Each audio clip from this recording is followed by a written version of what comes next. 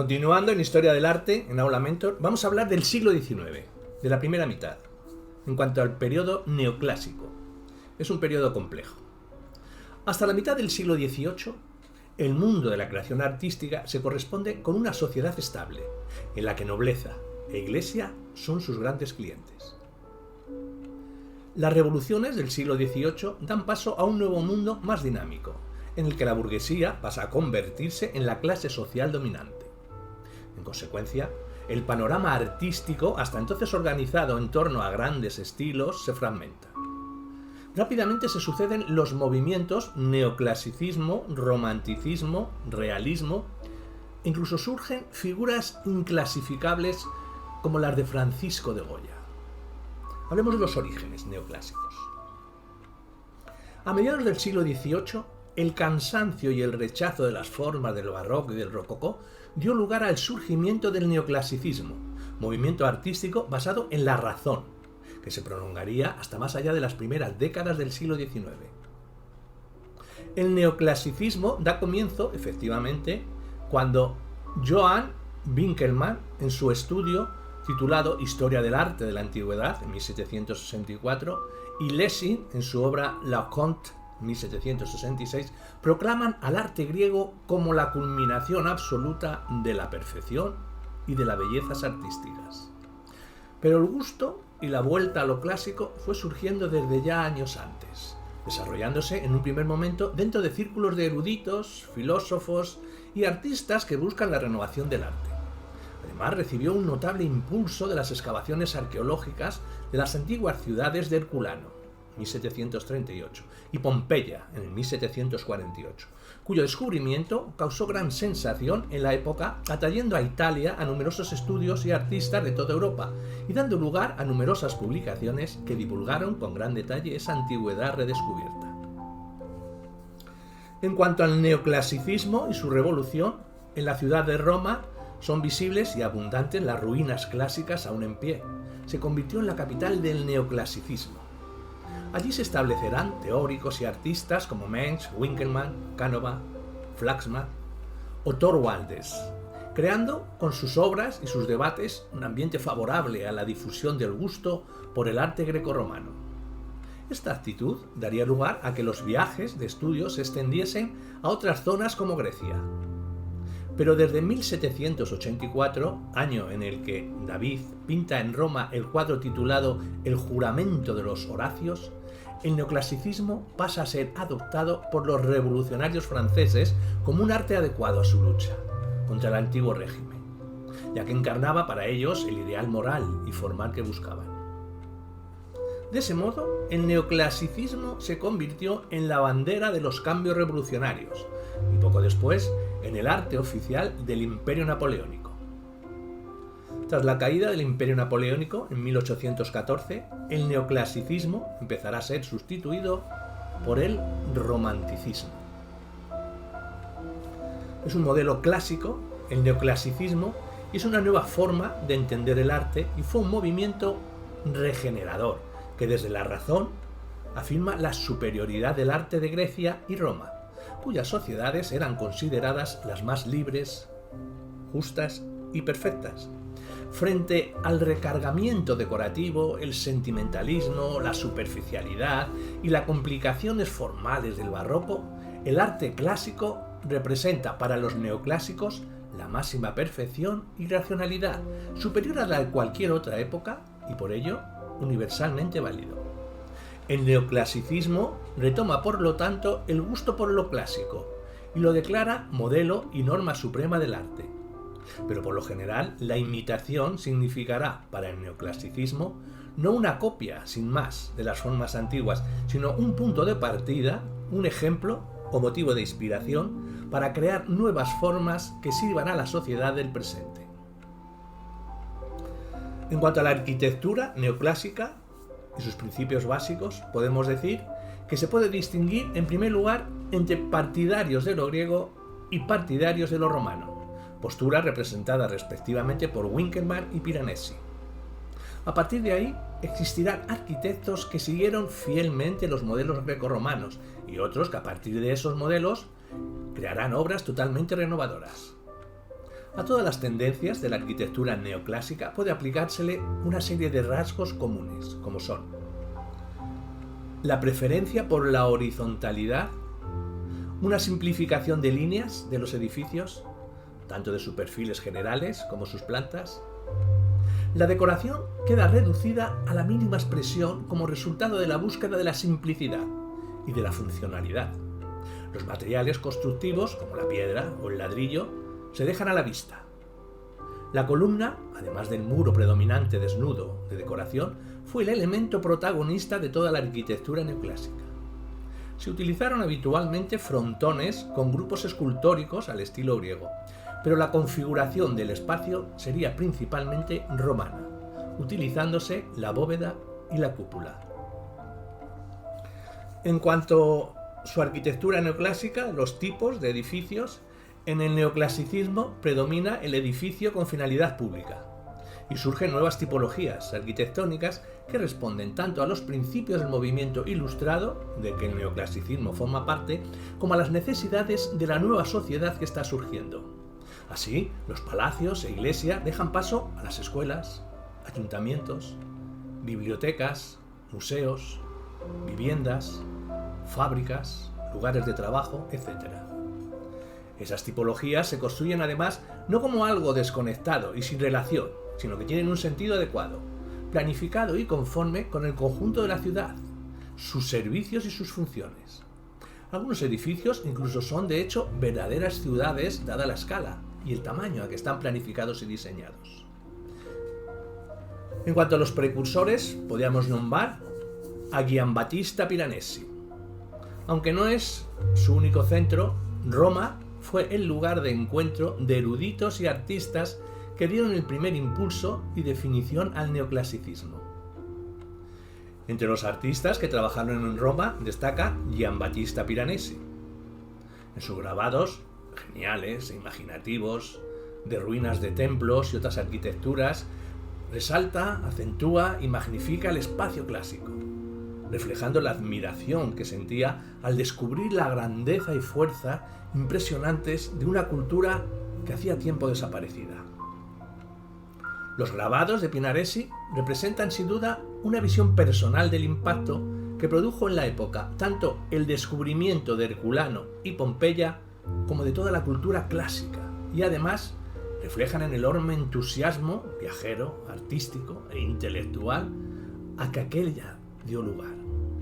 La obra de Piranesi representa además esa postura donde la visión neoclásica, la razón, y romántica, sentimientos, se manifiestan conjuntamente y tienen unas raíces comunes, que sería la vuelta al pasado para renovar el presente.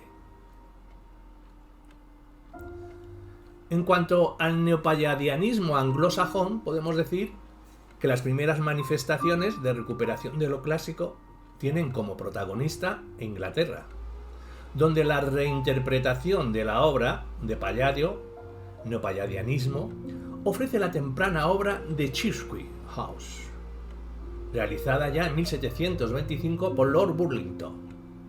También en Inglaterra, donde la vuelta a lo clásico tuvo gran éxito, hay que destacar, además, las realizaciones de los hermanos Adam, Robert y James, John Swan, William Champs, los John Wood, padre e hijo, y James Stewart. El neopalladianismo tuvo su derivación norteamericana en la obra de Thomas Jefferson y sus obras de volumetría y formas muy simplificadas y funcionales. En cuanto a la arquitectura neoclásica en Francia, podemos decir que los primeros pasos hacia el neoclasicismo los darán Gabriel con Petit Trianon de Versalles, caracterizado por sus líneas simplificadas, y J.G. Chauffeur, en cuya iglesia de Santa Genoveva de París funde una planta de cruz griega paleocristana con elementos grecorromanos. Pero donde de manera más atrevida y completa se verán los nuevos ideales del neoclasicismo es en la obra de E.L. Bouvier y C.N. Ledoux. Ambos muestran una manera muy original de reinterpretar lo clásico, apartándose totalmente de las otras corrientes arquitectónicas neoclásicas. Para ellos, lo clásico tan solo es un punto de partida, que se convierte en poesía y geometría puras. Son un ejemplo de cómo en la arquitectura neoclásica las formas de la antigüedad no fueron simplemente admiradas, sino que sirvieron para renovar los medios expresivos. En cuanto a la arquitectura neoclásica en Alemania y España, podemos decir que tuvo en Alemania un importante y entusiasta desarrollo, junto a Karl Langs y Leo von Klenz. Destaca Karl V. Schinkel, quien aplica a sus edificios un elegante racionalismo al vocabulario arquitectónico griego. En su edificio, para el Altes Museum, muestra una extensa fachada donde predomina la horizontal con un pórtico de columnas jónicas que da paso a una caja de escaleras. En España, el precursor del neoclasicismo es Ventura Rodríguez, pero será Juan de Villanueva el que realizará una obra netamente neoclásica. Su obra maestra es el actual Museo del Prado de Madrid. Destaca en todo el edificio el juego de contrastes entre luces y sombras de los distintos elementos constructivos que dan a este edificio una enorme fuerza expresiva.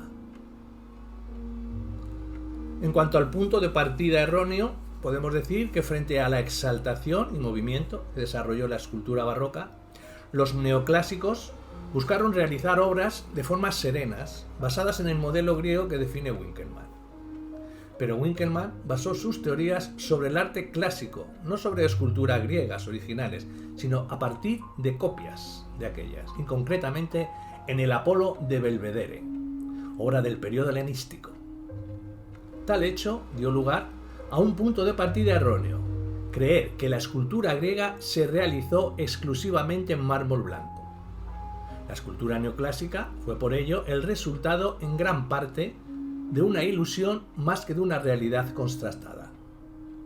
Se realizó, por lo tanto, una escultura cuyo material preferido es casi siempre el mármol blanco, color en el que reside la perfección para el escultor neoclásico. Del modelo de belleza podemos decir que la escultura neoclásica pretende un modelo que no muestre sentimientos y cuya expresión se realice a través de líneas suaves, sinuosas, expresiones calmadas, reposadas, ausentes, frías, buscando expresar un ideal superior que se aleje lo más posible de lo concreto y definido. El desnudo es muy común, pero desprovisto de erotismo. Se cuida y cultiva mucho la forma, la perfección técnica del acabado, pero no se busca que ésta exprese sentimiento alguno. Sus figuras, por lo tanto, de tan ideales que son, resultan sin defectos, poco humanas. No se dibujan apenas músculos, venas, accidentes de la piel. Esta es la línea que sigue, al menos en principio, los dos grandes escultores neoclásicos, el italiano Antonio Canova y el danés Bertel Thorvaldsen. En cuanto a la pintura, podemos decir que si la arquitectura y la escultura neoclásicas tuvieron la ventaja de tener modelos conocidos y visibles de la época clásica, la pintura neoclásica se enfrentaba al hecho negativo de que no se conocían en la época obras pictóricas clásicas, pues la divulgación de las pinturas de Pompeya se produjo mucho más tarde. Por este motivo, la pintura neoclásica se verá muy influida por la escultura clásica y tomará sus principales rasgos de ella. Puede decirse, por lo tanto, que la pintura neoclásica es, en cierto sentido, una traducción de la escultura y principalmente de los relieves escultóricos. Por ello, los pintores neoclásicos dieron la máxima importancia al dibujo, a lo lineal, al relieve, y fueron por lo general excelentes dibujantes. Pero en sus obras el color se valora en poca medida y queda reducido casi a un mero relleno, uniforme, frío y con escasos matices de los espacios que delimitan las líneas.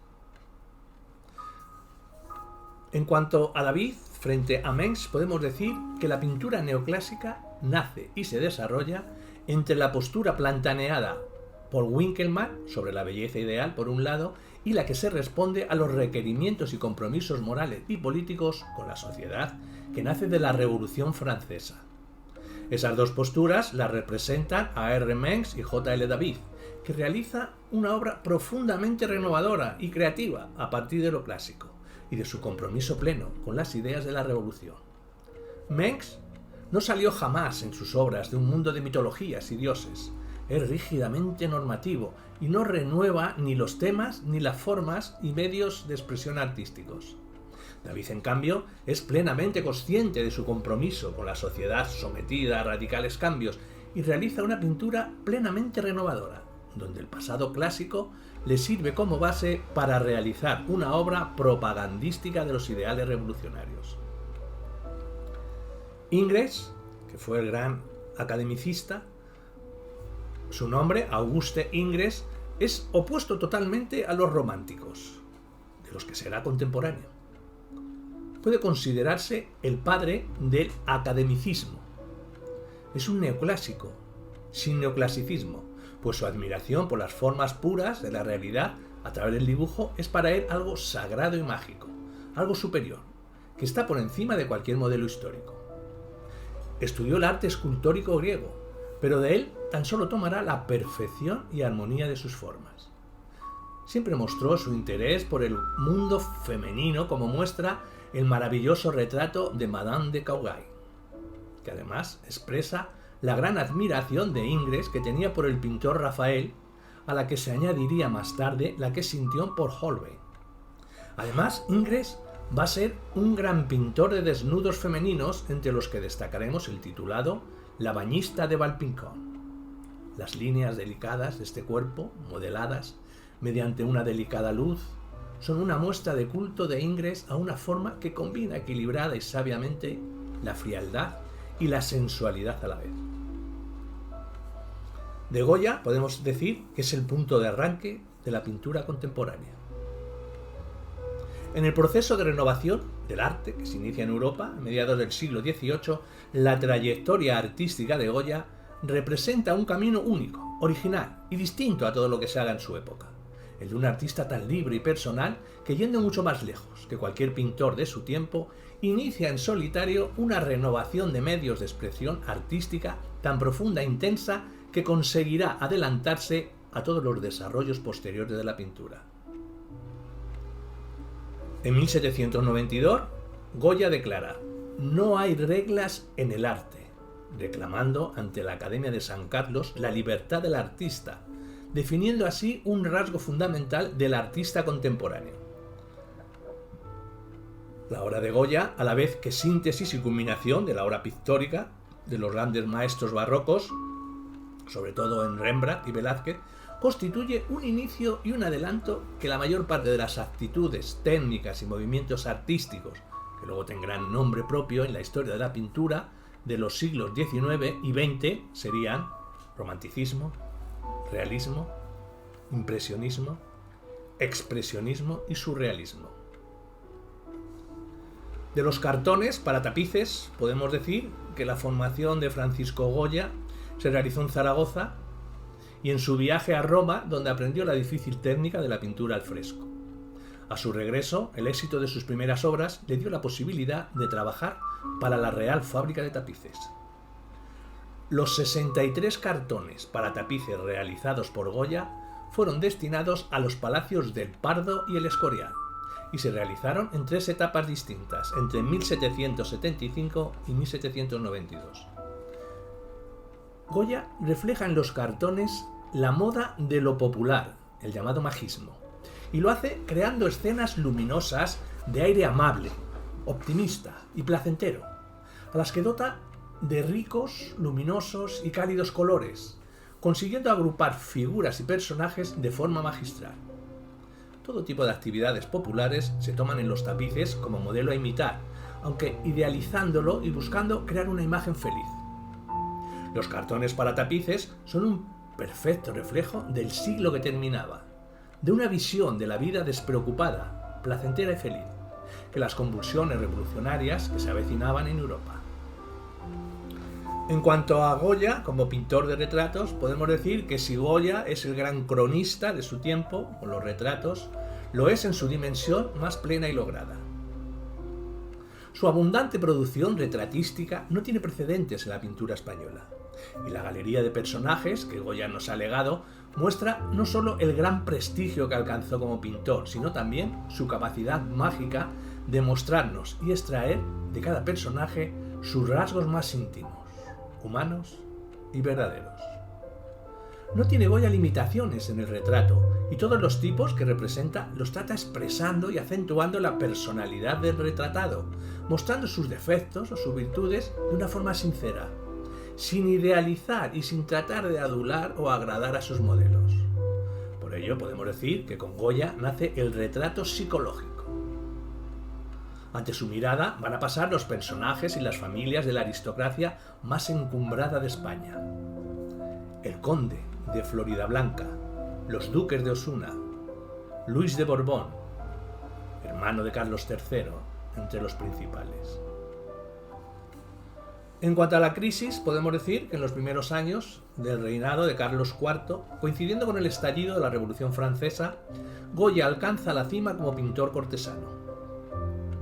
En medio de un ambiente de cambios, se produce la profunda crisis personal de Goya, causada por una grave enfermedad que acabó dejándole sordo para el resto de su vida. Dicha crisis permite que surja de Goya un arte nuevo. Desde ahora habrá dos Goyas. Por un lado, el de los encargos, y por otro, el de las obras de propia iniciativa, un nuevo Goya totalmente personal y sin limitaciones. Tras la convalecencia de su enfermedad, sus primeros trabajos consistirán en una serie de obras de pequeño formato, así como retratos donde muestra su voluntad de realizar obras de invención propia.